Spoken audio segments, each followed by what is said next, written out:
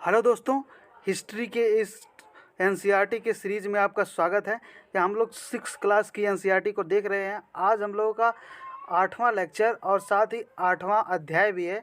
छोटा सा अध्याय है, इसको पढ़ते हैं।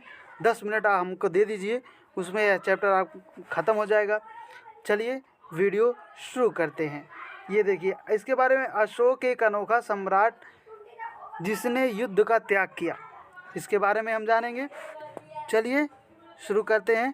इसको आप पढ़िएगा, इसमें कुछ समझने लायक तो है नहीं जिसे आपको पढ़ाया जाए और समझाया जाए। आगे बढ़ते हैं, हम लोग यहाँ से स्टार्ट करते हैं। ये देखिए, अशोक स्तंभ। इस बार संसद का निर्माण हुआ है, नया संसद भवन बना है, इसीलिए ये सब चैप्टर इम्पॉर्टेंट हो जाते हैं क्योंकि वहाँ पर भी इसका इनोवेशन हुआ था। ऊपर देखे होंगे आपको, उद्घाटन किया गया था। तो ये सब इस बार न्यूज़ में है। चलिए देखते हैं। हम जिस शेरों के चित्र रुपए पैसे पर देखते हैं उसका एक लंबा इतिहास है। उन्हें पत्थरों को काटकर बनाया गया था और पुनः उन्हें सारनाथ में एक विशाल स्तंभ पर स्थापित किया गया था। इतिहास के महान राजाओं में से एक अशोक के निर्देशन में इसके कई स्तंभों और पत्थरों का अभिलेख उत्कीर्ण किया गया है। उत्कीर्ण किया गया है। इसके पहले ही हम यह जानने कि इस अभिलेख में क्या लिखा है, यह समझने की कोशिश करें कि उसके राज्य को साम्राज्य क्यों कहा जाता था। कोई भी राज्य साम्राज्य क्यों कहा जाएगा? जब वह बहुत बड़ा होगा, इसीलिए उसे साम्राज्य कहा जाएगा। आइए देखते हैं। अशोक जिस साम्राज्य पर शासन करते थे उनकी स्थापना उनके दादा चंद्रगुप्त मौर्य ने की थी। इस बात को ध्यान में रखिएगा। चंद्रगुप्त मौर्य उनके दादा थे, यानी कि पिताजी के पिताजी। चाणक्य का कौटिल्य नाम में एक महत्वपूर्ण बुद्धिमान व्यक्ति ने चंद्रगुप्त की सहायता की थी और चाणक्य ने कई विचार हमें अर्थशास्त्र की किताबों में मिलते हैं। ये बात आपको ध्यान में रखनी है। कभी कभी पूछ लेता है कि विष्णुगुप्त और चाणक्य एक ही नाम है, तो इसको आप ध्यान में रख लीजिएगा। आगे बढ़ते हैं। ये देखिए, ये सब कुछ पढ़ने लायक तो है नहीं, तो इसमें बताया ही क्या जाए, लेकिन आपको ये तो ज़रूर जानना चाहिए। यहाँ पे देखिए, ये देखिए, ये कलिंग है। आप यहाँ पे मैप में आप देख सकते हैं, उससे जुड़ा है, थोड़ा कलिंग है। इधर सब उसका शासन था यहाँ पर। ठीक है, आप इस बात को जहन में बैठा सकते हैं। ठीक, देखिए, साम्राज्य का प्रशासन, जो साम्राज्य का प्रशासन था, चूँकि मौर्य साम्राज्य बहुत बड़ा था, इसलिए अलग अलग हिस्सों पर अलग अलग ढंग से शासन किया जाता था। इसमें कोई ऐसा शब्द नहीं है जिसे आपको बताया जाए, क्योंकि यूपीएससी शब्द ही पूछता है। तो आप इसको आराम से पढ़िएगा। और वीडियो भी काफ़ी लंबा हो जाता है, तो सोच रहा हूँ इसको जल्दी से ही ख़त्म कर दूँ, क्योंकि आप इसे आराम से पढ़िएगा। ठीक है, आगे अगर हम बढ़ने की कोशिश करें तो ये देखिए, राजधानी में सम्राट।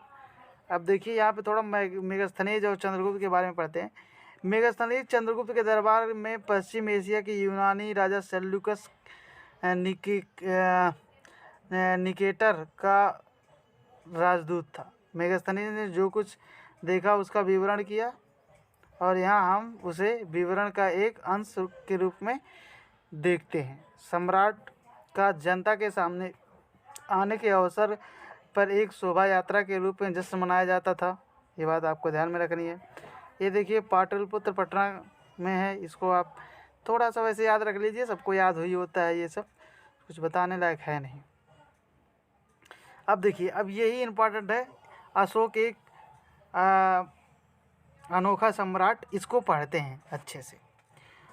अशोक मौर्य साम्राज्य में सबसे प्रसिद्ध शासक था। वह ऐसे पहले शासक थे जिन्होंने लेखक से क्या कहते हैं, अभिलेखकों के द्वारा जनता तक अपने संदेश पहुंचाने की कोशिश की। अशोक ने ज़्यादातर अभिलेखों का प्राकृत भाषा और देवनागरी लिपि में लिखा। आप इस बात को याद रख लीजिएगा, प्राकृत भाषा और देवनागरी लिपि में उसके अभिलेख होते थे। कलिंग का युद्ध का वर्णन करते हुए अशोक का अभिलेख ये आप पढ़िएगा आराम से, इसमें कुछ नहीं है बताने लायक। इसको देखते हैं, अशोक का जो कलिंग युद्ध था उसके बारे में थोड़ा सा पढ़ते हैं। कलिंग तटवर्तीय उड़ीसा का प्राचीन नाम है।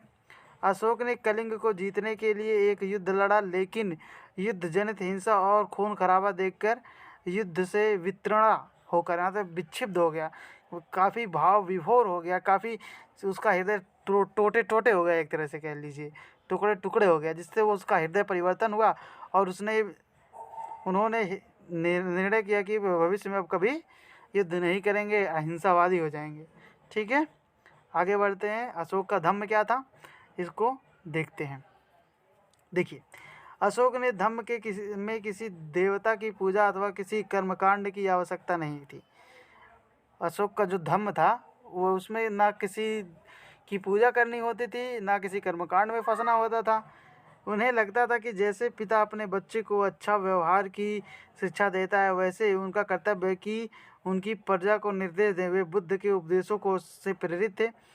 ऐसी कई समस्याएं थी जिनके लिए उनमें संवेदनाएं थी। उनके साम्राज्य में अलग अलग धर्मों को मानने वाले लोग थे और उन्होंने कई बार टकरावट पैदा हो जाता था।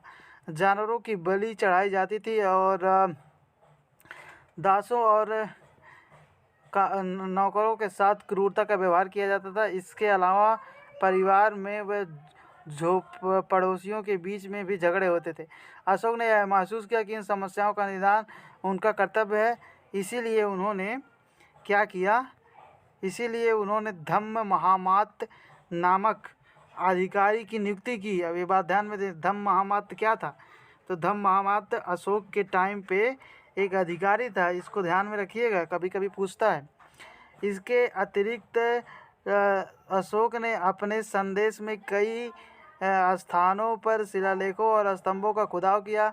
अधिकारियों को यह निर्देश दिया गया कि वे राजाओं के संदेश को उन लोगों तक जाकर पढ़कर सुनाए जो खुद पढ़ लिख नहीं सकते। अशोक ने धम्म के विचार को प्रोत्साहित करने के लिए सीरिया, मिस्र, ग्रीक, श्रीलंका में भी अपने देवदूत भेजे, अपने पुत्री और पुत्रों को भी भेजा था। आपने पढ़ा होगा ये चीज़। आगे बढ़ते हैं। अपनी प्रजा के लिए अशोक के संदेश, इसको आप पढ़िएगा, इसमें कुछ नहीं है बताने लायक। अब देखिए, ये देखिए आप संकेत इसको देख लीजिए, जो ये तरह की तरह बना होता है ना, इसे आरंभिक ब्राह्मी लिपि कहते हैं। ये देखिए देवनागरी लिपि आप जानते हैं, इस तरह हम लोग लिखते हैं। ये देखिए बांग्ला हो गया, और ये मलयालम, और ये हो गया तमिल। ये आपको ध्यान में रखना है ताकि आप थोड़ा पहचान सकें बस, और बाकी इसका कोई पर्पज नहीं है, यहाँ से क्वेश्चन आता नहीं है। अन्य जो इसमें बातें हैं आप इसको पढ़िएगा, ये सब कुछ इंपॉर्टेंट शब्द है नहीं। अब देखिए चैप्टर ख़त्म हो गया। Thank you so much watching this video. अब हम नेक्स्ट चैप्टर में मिलेंगे और हमारा लेक्चर नंबर 9 होगा। नेक्स्ट चैप्टर भी उतना ही होगा। Thank you so much.